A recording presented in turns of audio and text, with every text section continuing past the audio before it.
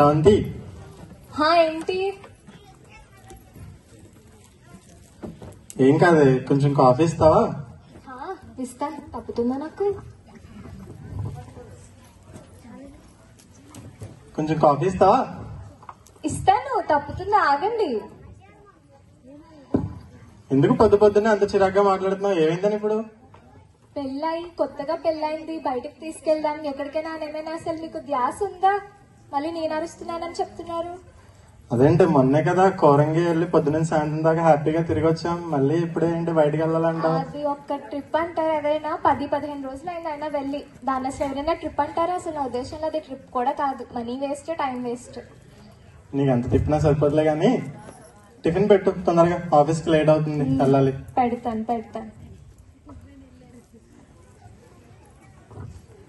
సరే, నేను ఆఫీస్కి వెళ్ళొస్తాను. అమ్మ పొద్దున్న ఒక టాబ్లెట్, మధ్యాహ్నం ఒక టాబ్లెట్ భోజనం తర్వాత వేసుకోవాలి. కొంచెం గుర్తు చేయి. ఇవన్నీ బాగానే గుర్తుంటాయి కానీ నాకేం కావాలి, నేను ఎలా ఉన్నానని మాత్రం అడగడం గుర్తుండదు. సరిపోయింది. శ్రవంతి రండి. బాగున్నారా? కూర్చోండి. మేము బాగానే ఉన్నామమ్మా. మీరు వచ్చిన కాడి నుంచి నీ దగ్గరకు వచ్చి మాట్లాడదాం అనుకుంటున్నాను కానీ అసలు టైం కుదరట్లేదు. ఏంటమ్మా? పర్లేదండి. ఎలా ఉంది మీ కొత్త సంసారం? ఏం చెప్పమంటారు, నాకు అసలు ఏం నచ్చలేదు. ఏమ్మా, ఏమైంది? ఏం చెప్పమంటారు, నాకు అంతా అసలు ఏదో చిరాగ్గా ఉంది. ఏం సంతోషం లేదు అసలు లైఫ్ లో. చిన్ని అలాగే వస్తుంటే అమ్మా సర్దుకుపోవాలి. ఏం సర్దుకుపోవడం అంటే, ఈ మంత్ శాలరీ వచ్చింది, కొత్తగా పెళ్ళింది కదా, కనీసం తనకి ఏమైనా కొనిద్దామన్న ఒక ధ్యాస లేదు. కొని ఎక్కడికైనా ఈరోజు వంట చేయట్లేదు, ఎక్కడికైనా బయటికి వెళ్ళి తిందామా అని అడిగితే వద్దు, బయట ఫుడ్ తింటే హెల్త్ పాడైపోతుంది అని చెప్పి వాటికి కూడా సాకులు చెప్తారు. ఇంకా అసలు ఏం తీసుకొస్తే కదా, ఎలా వేగాలో అర్థం కావట్లేదు నాకు. చిన్న వస్తాయమ్మా అలాంటివి, సహనంతో ఉండాలి. పెళ్ళి అవ్వక ముందు అయితే ఎన్ని కళలు కన్నాను తెలుసా అంటే, నా భర్త అలా ఉండాలి ఇలా ఉండాలి, కానీ అవి ఏం జరగట్లేదు. కానీ నాకు ఏం చేయాలో నాకు అర్థం కావట్లేదు. అలాంటివి చిన్నవి వస్తాయి, ఆలోచనలు వస్తాయి. కాకపోతే అన్నీ మన అనుకూలంగా ఉండవు కదా, సర్దుకుపోవాలి. ఏం సర్దుకుపోవడం అంటే బాబు, విరక్తి వచ్చేస్తుంది జీవితం మీద. లేదమ్మా, సహనంతో ఓర్పుతో ఉండాలి. సరే అమ్మా, అంకుల్ గారు వచ్చినట్టున్నారు, మళ్ళీ వస్తాను. సరే అండి.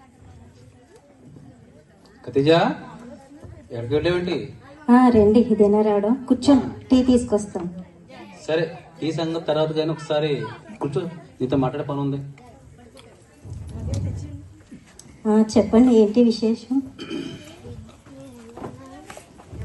ఏం లేదు, నువ్వు బయటకి ఫంక్షన్కి వెళ్తున్నప్పుడు నీ మెడంతా బోసుగా అనిపిస్తుంది నాకైతే.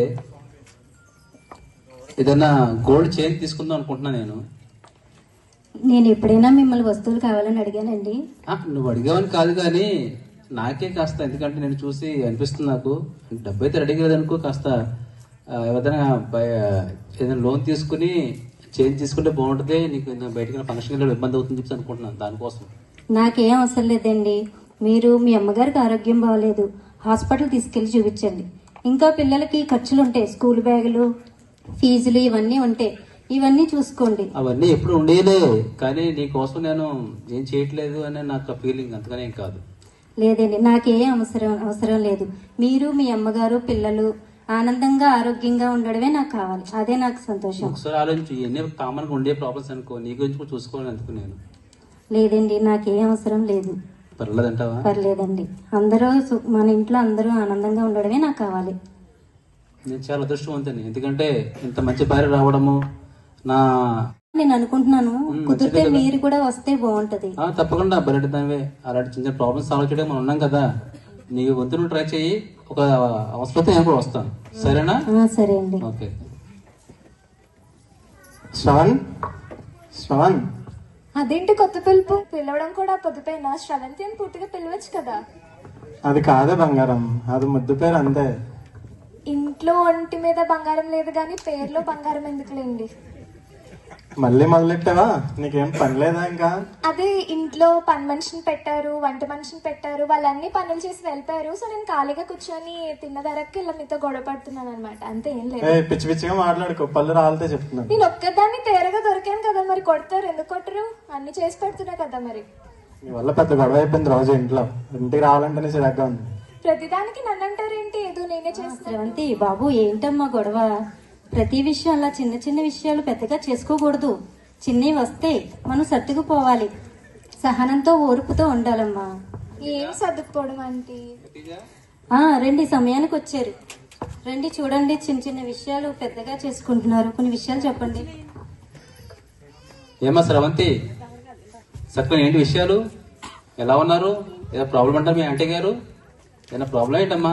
బాగానే ఉన్నాం అంకుల్, కానీ ఇంటికి వస్తే గొడవ, రోజు ఏదో గొడవ మొదలెడుతుంది. ఏం చేయాలో అర్థం కావట్లేదు, ప్రశాంతతే లేదు అసలు. ప్రతిదానికి నేను గొడవ పడుతున్నా అంటున్నారు, కానీ నా బాధ ఏంటో అర్థం చేసుకోవట్లేదు. దానికోసం మాట్లాడు ఓకే చూసారా? ఓకేనమ్మా, ఏం కంగారు లేదు. ఒక్కసారి మీరు ఒకసారి కూర్చొని రిలాక్స్ ఒకసేపు చెప్తాను.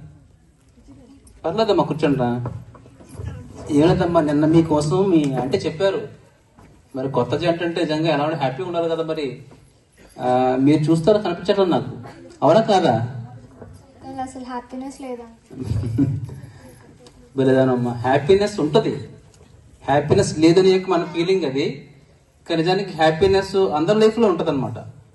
అంటే సహజంగా మ్యారేజ్ లైఫ్ లో ఎలా ఉంటదంటే, ముందుగా అందరూ కూడా పెళ్లికి ముందు నా కాబోయే భర్త ఎలా ఉండాలి అంటే, నన్ను ప్రేమగా చూసుకోవాలి, ప్రేమగా నన్ను పొగడాలి, నేనేం చెప్తే చెయ్యాలి అనే ఫీలింగ్ సహజంగా ఉంటది. తప్పులేదు, సహజం అది. అలాగే భర్త కూడా అంటే, నా భార్య అందంగా ఉండాలి, అలాగే నాకు కావాల్సిన చేసి పెట్టాలి, నేను ఏదైనా చేస్తూ ఉండాలి అనే ఆలోచన ఉంటది. మంచిదే, ఇది మీ ఇద్దరు అభిప్రాయం కాదు. అలాగే అమ్మాయి అత్తగారు అంటే అబ్బాయి తండ్రి కూడా, అమ్మాయి తల్లి ఏమిటంటే, నాకు కాబోయే అల్లుడు నా కూతురు బాగా చూసుకోవాలి, కష్టపట్టకూడదు అనుకుంటది, అవునా కదా?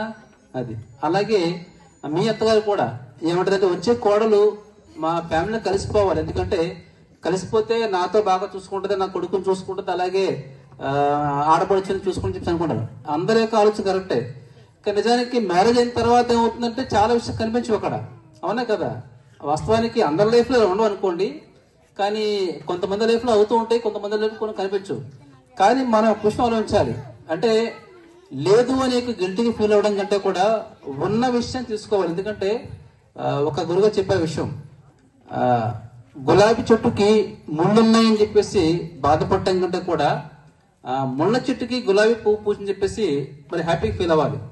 అలాగే మన లైఫ్ లో మన కళ్ళ కన్నా కళలు లేనప్పటికి కూడా, నా భర్తలో చాలా మంచి విషయాలు ఉన్నాయి, మా అత్తగారిలో మంచి విషయాలు ఉన్నాయి అంటే, అటువంటి మంచిని తీసుకున్నప్పుడు ఏమవుతుందంటే, మన భావాలను నొక్కిపెట్టినట్లయితే భవిష్యత్తులో ఏమవుతుందంటే, తెలియకుండానే మన వాళ్ళతో సఖ్యతగాను ప్రేమగా ఉంటూ ఉంటే ఏమవుతుందంటే, మన కన్న కళ్ళన్నీ కూడా నెరవేరుతాయి.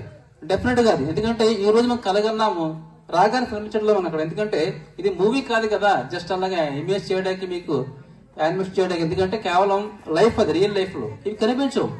కానీ దాన్ని మనం అడ్జస్ట్ చేసుకోవాలి. అంటే అత్తగారి యొక్క ఆలోచనలు ఏ విధంగా ఉన్నాయి ముందు మనం క్యాచ్ చేయగలగాలి ఒక కోడలుగా. అలాగే ఒక భర్త కూడా ఏంటంటే, నా భార్యలో ఏ మంచి గుణాలు ఉన్నాయి అంటే, నేను కన్న కళలన్నీ కూడా కనిపించట్లేదు, కానీ ఒకవేళ ఆ విధంగా మారాలంటే నేనేం చేయాలంతేను, నా భార్యలో ఇంకా మంచి క్వాలిటీస్ ఉంటాయి కదా, అవేంటి, అవి మనం కూడా నెతుక్కునే. ఒకవేళ చిన్న చిన్న విషయాలకి మనం భార్యతో ప్రేమగా మాట్లాడుతున్నట్లయితే, అలాగే భార్య కూడా భర్తతో ప్రేమగా మాట్లాడినట్లయితే, అంటే చిన్న చిన్న విషయాన్ని పెద్దగా పొద్దుతో చూడకుండా అడ్జస్ట్మెంట్ అవుతూ ఉంటే అవుతుందంటే లైఫ్ చాలా హ్యాపీగా ఉంటుంది అమ్మది. ఎందుకంటే దీనికి తోడు మనకి ఆధ్యాత్మిక విషయాలు కూడా తోడవ్వాలి. ఎందుకంటే ఈరోజు మీ ఆంటీ గారు చూసావా, ఇందాక నిన్న జరిగిన విషయం అన్నమాట. ఏదో నా వంతు చెప్పం, పాపం తనకి ఏం చేయలేకపోతుందని చెప్పేసి ఒక చైన్ కొందామంటే, లేదు నా కోసం వద్దు, ముందు ఆ కుటుంబంలో మా పిల్లల కోసం, మీ అమ్మగారి కోసం అని చెప్పి అంటుందన్నమాట. అంటే అది స్వతహాగా నేను ఇచ్చిన ట్రైనింగ్ కాదు, అది తన ఫీలింగ్స్. ఎందుకంటే నిజంగా చిన్నప్పటి నుంచి కూడా తనకి ఆధ్యాత్మిక భావాలతో పెరిగింది కాబట్టి, లైఫ్ అంటే హ్యాపీగా ఉంటే సరిపోతుంది. అంటే కేవలం మెడలో గొలుసులు బంగారాలు ఉంటే సరిపోదు, అవసరం లేదు. అది లేనప్పుడు కూడా కుటుంబంతో కలిసి ఉంటే హ్యాపీగా ఉంటాఅని చెప్పేసి తన ఫీలింగ్ అనమాట. దాన్ని నేను చూశాను అంతకేం.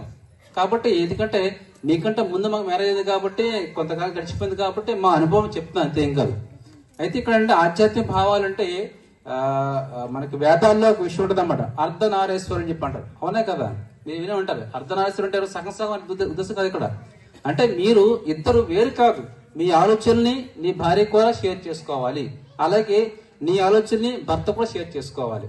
ఎందుకంటే ఇదే విషయం బైబిల్లో కూడా ఉంటది అనమాట. ఏంటంటే ఆదాము యొక్క పక్క వెముక నుంచి భార్యను అంటే ఆ అవ్వను తయారు చేసి చెప్తారు. అలాగే ఖురాన్లో ఉంటదంటే భార్య నీకు దుస్తులు, నీ భర్త నీకు దుస్తులు, భార్య భర్తకు దుస్తులు. అంటే ఇక్కడ పరస్పరం వారు దుస్తులు అంటే బట్టలు ఉద్దేశం కదా. ఇక్కడ పరస్పరం మీ రక్షణ, భార్య రక్షణ కోసం భర్త అవసరము, అలాగే భర్త రక్షణ కోసం భార్య అవసరము. అంటే ఇక్కడ పరస్పరము మీ హక్కులు, మీ బాధ్యతలు ఇవన్నీ మీరు అర్థం చేసుకుంటూ ఉంటే మీ అందరూ కూడా అంటే ధనం ఉన్నా లేకపోయినా, సిరి సంపద ఉన్నా లేకపోయినా, బంగారం లేనప్పుడు కూడా మీరు అన్యోన్యంగా ఉండగలరు. ఎందుకంటే ఒక తల్లి అనుకుంటుందన్నమాట, నా కోడలు చాలా మంచిది కాబట్టి, నా కొడుకును బాగా ప్రేమిస్తుంది కాబట్టి నేను కూడా వాళ్ళకి లొంగి ఉండాలి అని ఫీలింగ్ ఎప్పుడు వస్తుందంటే మీ ఇద్దరి యొక్క మధ్య ఉన్నటువంటి అన్యోన్యత భాగం మీరు ఉన్నప్పుడే.